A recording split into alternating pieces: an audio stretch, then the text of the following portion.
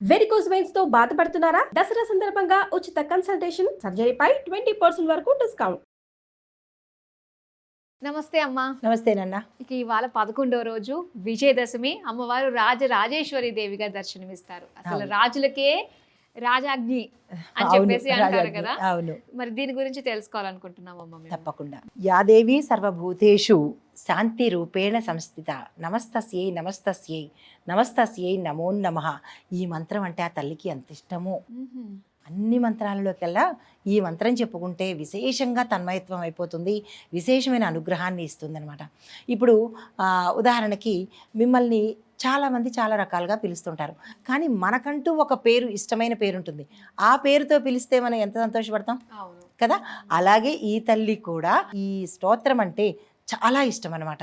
అయితే మరి ఈరోజు మనము ఈ రాజరాజేశ్వరి అమ్మవారు శ్రవణ నక్షత్రంలో అవతారం చేశారు.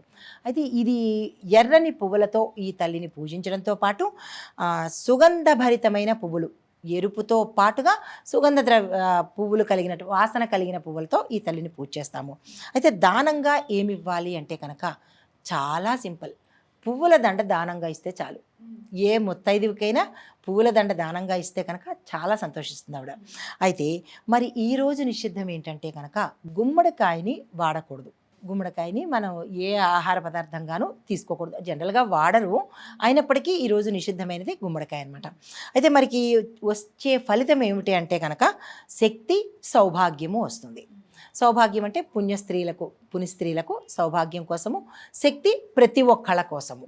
అయితే మరి ఈ 11వ రోజు మనం పఠించవలసిన మంత్రం ఏమిటంటే ఓం శ్రీ రాజరాజేశ్వరి దేవ్యై నమః. చాలా చిన్న మంత్రము. దాంతోపాటు దారిద్ర్య న్యాసిన్యై నమః అనే మంత్రాన్ని కూడా మనం అనుసంధానం చేయాలి. ఓం రాజరాజేశ్వర్యే నమః, ఓం దారిద్ర్య నాశిన్యే నమః అని చెబుతూ ఈ రెండు కలిపి చెప్తూ 108 సార్లు చెప్పుకోవాలి. అయితే తరువాత ఎవరైతే అమ్మవారి ఉపాసకులు ఉంటారో వాళ్ళకి ప్రత్యేకమైన మంత్రం ఏంటంటే కనుక ఓం హ్రీం శ్రీం హ్రీం రాజరాజేశ్వర్యై నమః, బీజాక్షరాలతో కూడినటువంటిది.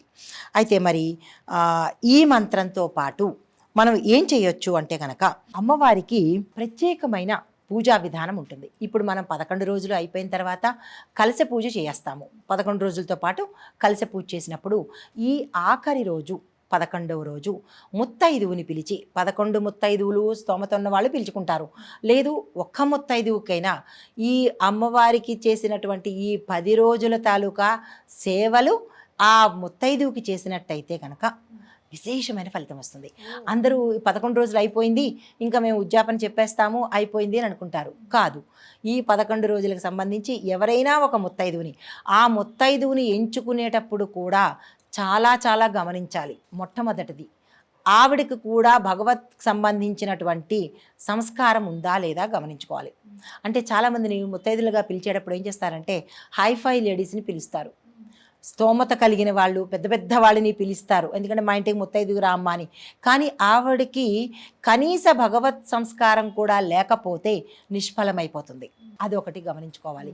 దాంతోపాటుగా అమ్మవారి రూపంతో ఎవరినైతే పిలుచుకుంటున్నామో వాళ్ళకి దక్షిణ తాంబూలాలతో పాటు చీర, జాకెట్టు సర్వాంగ సుందరంగా అలంకరించి అమ్మవారికి పసుపు కుంకుమలతో భోజనం పెట్టి, తాంబూలం ఇచ్చి ఆ రోజు భోజనం పెట్టి, ఈ అమ్మవారి రూపంగా మొదటి నుంచి బాలా త్రిపుర సుందరి దగ్గర నుంచి ఈ రోజు వరకు 11వ రోజు వరకు ఎవరినైతే పిలుస్తారో ఆ తల్లిని ఎదురుకుండా కూర్చోబెట్టి అష్టోత్తర నామాలతో ఆ తల్లి పాదాలకు పూజ చేసి పసుపు కుంకుమలతో అలంకరించి సాక్షాత్తు ఇంకా అమ్మవారే అన్నట్టుగా ఆవిడ కనుక సేవలు చేసుకున్నట్టయితే, వాయనం ఇచ్చుకున్నట్టయితే కనుక ఆ తల్లి విశేషంగా అనుగ్రహిస్తుంది అనమాట. అయితే ఈ అమ్మవారికి నైవేద్యంగా ఏంటి పెడతామంటే కొబ్బరన్నము, లడ్డు, వడపప్పు, పానకము, దీంతోపాటు చక్ర పొంగలి, జీడిపప్పులు వేసినటువంటి సుగంధ ద్రవ్యాలతో చేసినటువంటి చక్ర పొంగలిని కనుక నివేదన చేసినట్టయితే మంచి ఫలితాలు పొందుతారు.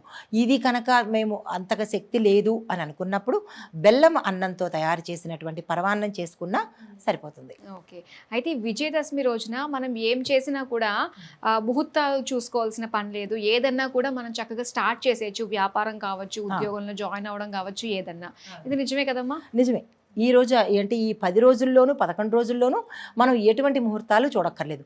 ఏ కార్యాన్ని ప్రారంభించుకున్నా నిరభ్యంతరంగా ప్రారంభించేసుకోవచ్చు. ఇక ఈ రోజు ఆఖరి రోజు కాబట్టి మరి అమ్మవారికి ఉద్వాసన ఏ విధంగా మనం పలకాలంటారు? పూజ చేసేసిన తర్వాత సాయంత్రం మళ్ళా పునఃపూజ చేసేసి కలశాన్ని కదిపేసేసి ఆ తల్లిని మళ్ళా యథాస్థాన సమర్పయామి అని చెప్పి ఆ తల్లిని మన పూజా మందిరంలో పెట్టేస్తాము.